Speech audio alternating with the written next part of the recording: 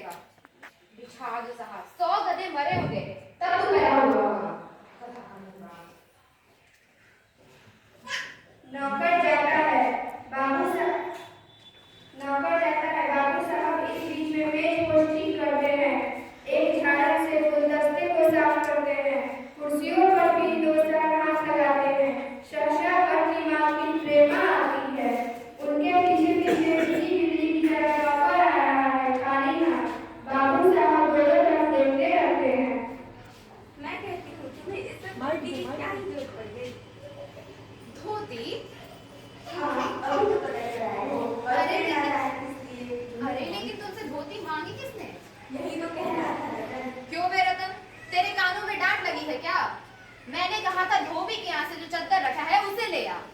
उल्लू कहीं का, तुम्हारे लिए दूसरा दिमाग कहाँ से लाऊं मैं? अच्छा जब आपकी जगह है कोठरी में जो ढीले हुए कपड़े रखे हैं ना, उसमें से एक चादर उठा ला।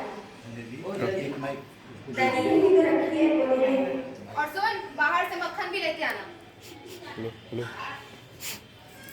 अपने बेटे का शादी का रिश्ता लेकर गोपाल प्रसाद राम स्वरूप देखो तो कम घर आते हैं।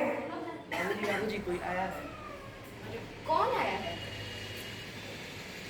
अरे अरे नमस्कार नमस्कार, आइए आइए आइए आइए आइए, खुश हो बेटा, खुश हो, आओ आइए आइए, उधर तशरीफ रखिए, इधर तशरीफ रखिए।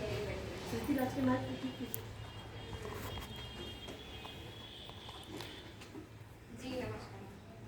अच्छा तो साहब बिजनेस की कोड बात सुनो मैं बिजनेस, ओहो अच्छा अच्छा।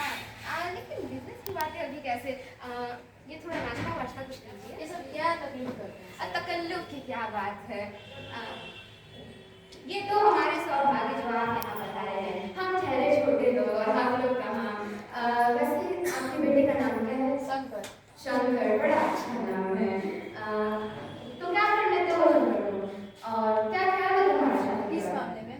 यही कि शादी में खूबसूरती का कितना हिस्सा होना चाहिए? आदि खूबसूरती छोड़िए ना, बात यह है कि 1 साल से ये शंकर बीमार था, ना जाने इस सबको इस उम्र में कितनी सारी बीमारियों से लड़नी थी। एक हमारा जमाना था और स्कूल में जाकर दर्जन कचौड़ियाँ खाते थे, फिर भी वैसी ही भूख लग जाती थी। और उस जमाने में कचौड़ियाँ भी तो 1 पैसे की 2-2 आती थी। हाँ चला, हमारा 4 पैसे में ढेर सारी कचौड़ियाँ मिलती थी और अकेले हजम करने की ताकत। बिल्कुल, वो जमाना हमारा जमाना था, अब वैसी बात कहाँ। पढ़ाई लिखाई के मामले में तो पूछिए ही नहीं, एक बार कुर्सी पर बैठ गया तो 12 घंटे की सीटिंग हो जाती थी। और सच कहता हूँ साहब, मैट्रिक में वो अंग्रेजी लिखा था फराटे की स्पीड से, आजकल के MBBS लोग उसके मुकाबला नहीं कर सकते। बिल्कुल बिल्कुल, वो जमाना रंगीन था, रंगीन।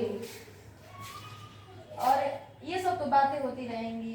हमें देखिए पढ़ी लिखी लड़की नहीं चाहिए, बस हद से हद मैट्रिक पास होनी चाहिए। क्यों शंकर? जी हाँ, कोई नौकरी तो करानी नहीं है। जी जी, नौकरी का सवाल ही नहीं होता, बिल्कुल। हाँ बस दहेज की बात करें तो 35 लाख तिलक, एक फ्रिज, एक कूलर। जी फ्रिज और कूलर तो मैं करवा लूँगा इंतज़ाम, लेकिन ऊपर से 35 लाख तो ज़्यादा हो जाएगा।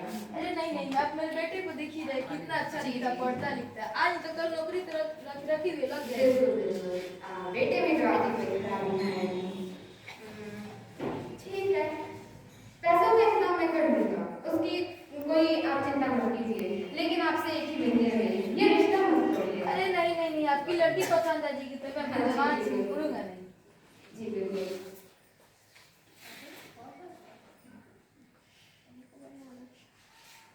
और बताइए। और अपनी उमा को बेटी को बुला सकते हैं। उमा, प्रेमा बस उमा आती ही होगी।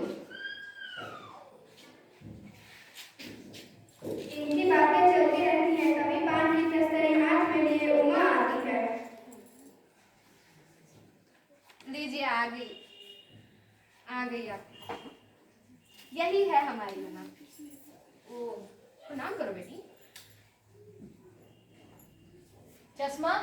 उमा पान की तस्तरी अपने पिता के हाथ देती है। उस समय उसका चेहरा ऊपर उठ जाता है और नाक पर रखा हुआ सोने की रिंग वाला चश्मा दिखता है। बाप बेटे चौंक उठते हैं। चश्मा? अजी वो पिछले महीने से ही इसकी आंखें थोड़ी दुखनी शुरू हो गई थी, इसलिए बस कुछ महीनों के लिए हमने ये चश्मा लगाया है, बाकी सब ठीक है। पढ़ाई वढ़ाई की तो वजह से नहीं? अजी नहीं, वो सब कुछ बात नहीं है, मैंने अर्ज किया ना। आओ बेटे।